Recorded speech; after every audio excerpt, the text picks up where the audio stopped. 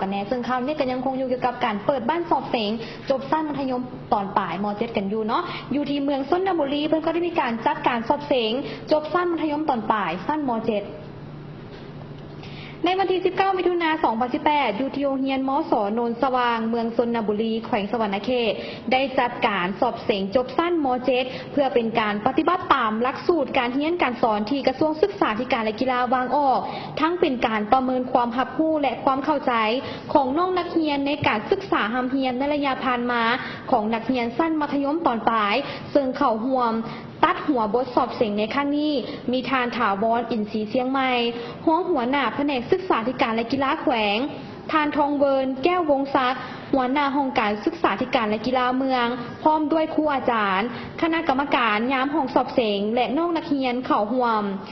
ในทั่วเมืองชลบุรีมีศูนย์สอบเสงหนึ่งแห่งคือศูนย์สอบเสงมัธยมสมบูรณ์โนนสว่างและมีนักสอบเสงมาจาก7โรงเรียนคือมัธยมสมบูรณ์บึงสร้างมัธยมสมบูรณ์โนนสว่างมัธยมสมบูรณ์กระเบา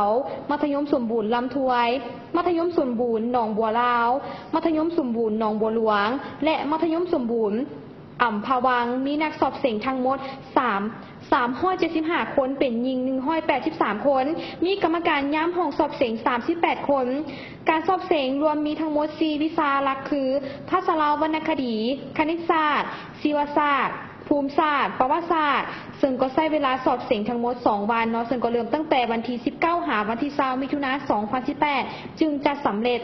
ซึ่งน้องนักเรียนแต่ละคนแมนได้เอาใจใส่อย่างตั้งหน้าในการเฮ็ดข้อสอบของไผลาวคาดหมายการสอบเสงแมนให้ได้100 ส่วนนั่นเองเนาะซึ่งว่าทางรายการของพวกเราก็ต้องขอเป็นกำลังใจให้กับบรรดาน้องนักเรียนทุกคนที่กำลังอยู่ในลำดับของการสอบเสงต่างๆแบบนี้จงเฮ็ดข้อสอบเสงออกมาด้วยความภาคภูมิใจและการตั้งใจเรื่องของการศึกษาเรียนต่อไปแม่นแล้วเนาะแล้วก็ขอให้ปราศจากในเรื่องของการว่า